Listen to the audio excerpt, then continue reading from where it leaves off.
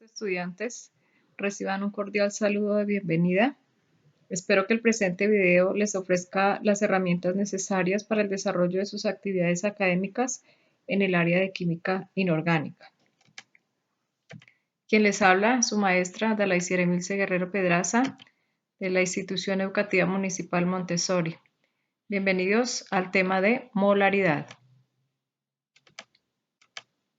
Para dar inicio al desarrollo de la temática, vamos a hablar en primera medida del concepto o lo que significa la molaridad.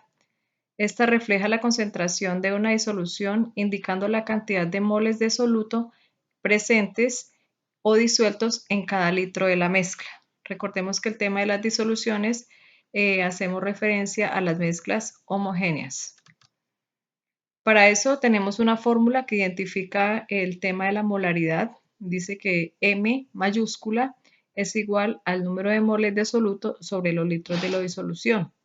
Aquí tenemos entonces sustentado el significado de cada una de las variables que componen a la molaridad.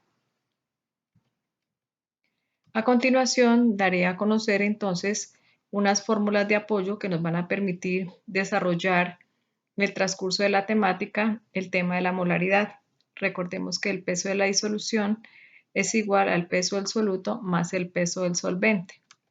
De ella se deriva la fórmula del peso del soluto, que es igual a la diferencia entre la disolución y el solvente. Para el caso del solvente es igual a la diferencia entre la disolución y el soluto. Tenemos una cuarta fórmula, que es la de la densidad, que es la relación existente entre la masa y el volumen. De ella se deriva la masa, que es igual a la densidad por el volumen. El volumen es igual a la masa sobre la densidad. Y una última que tiene que ver con la cantidad de moles o el cálculo de las moles, que es igual a los gramos sobre el peso molecular.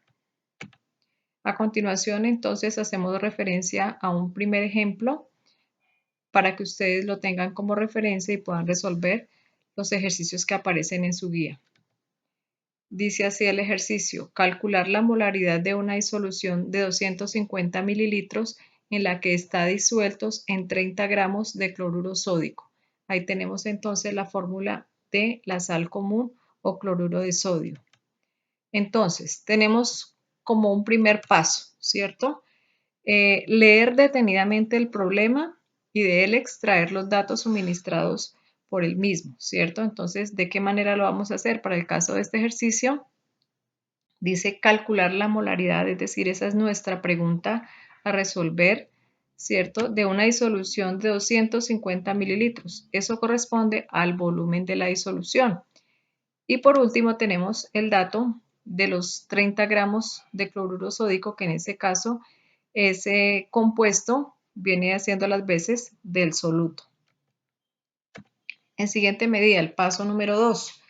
De acuerdo a los datos extraídos, realiza las conversiones necesarias y la determinación de algunas variables.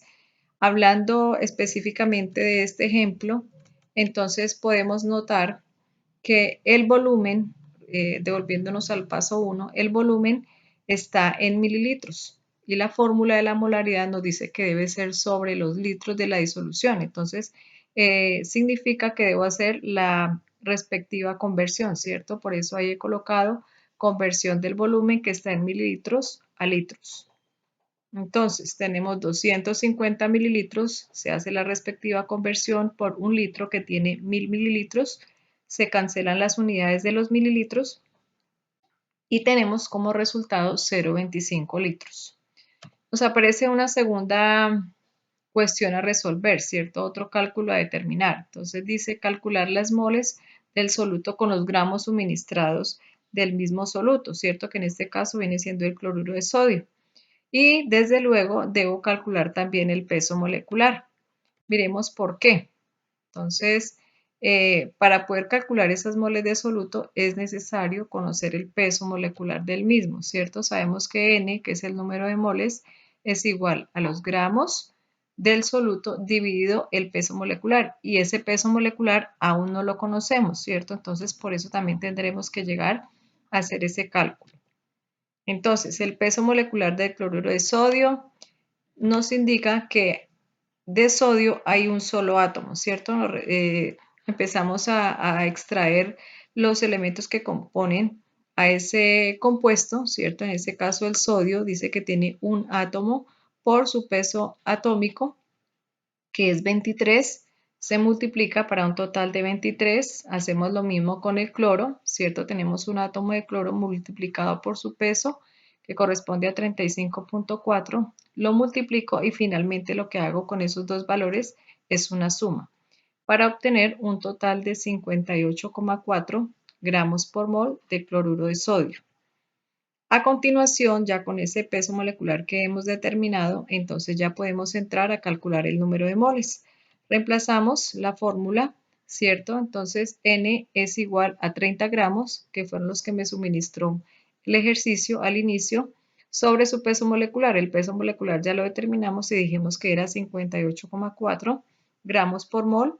Hacemos la respectiva división, cancelamos las unidades de gramos en ese caso y con eso ya hemos obtenido el número de moles.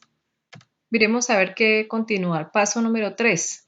Ya hemos determinado lo que necesitamos, el número de moles, los litros de la disolución. Entonces, ya al tener todos los datos, se puede calcular la molaridad, ¿cierto? Ya tenemos la fórmula, la reemplazamos, ¿cierto? Y obtenemos lo siguiente. Del número de moles de soluto, 0,51 moles sobre los litros de la disolución, que fueron 0,25. Hacemos la respectiva división y ahí tenemos entonces el resultado, que es 2,04 moles por litro. Tengamos en cuenta una cosa, que de la fórmula de la molaridad también nos pueden resultar otras dos más, ¿cierto? Entonces miremos una primera fórmula que se deriva de ella, donde decimos que las moles de soluto es igual a la molaridad multiplicada por los litros de disolución. ¿De dónde sale? Sencillamente de despejar ahí las moles de soluto, ¿cierto? Hacemos un despeje de la ecuación y eso es lo que obtenemos. Una segunda fórmula de la misma molaridad, ¿cierto? Donde podemos despejar los litros de la disolución, que serían igual al número de moles de soluto sobre la molaridad. Bueno, este es como una acotación porque todos los ejercicios no se pueden resolver de acuerdo a estos pasos. Entonces dice acá, recuerde que cada ejercicio expresará las necesidades, lo que significa que todos no se resuelven siguiendo la misma ruta. En algunos casos se pueden omitir unos pasos. Es decir, cada ejercicio se resuelve de acuerdo a la información que él mismo le suministre. Si tengo que calcular las moles, pues entonces tengo que hacer el ejercicio de calcular las moles. Pero si el ejercicio ya me suministra completamente los datos, las moles de soluto y los litros de la disolución, entonces estaría omitiendo dos pasos ahí, solamente tendría que reemplazar y así finaliza el ejercicio. Les agradezco su atención, quedo atenta a sus dudas y espero que les pueda servir de mucho este video. Que tengan un feliz día.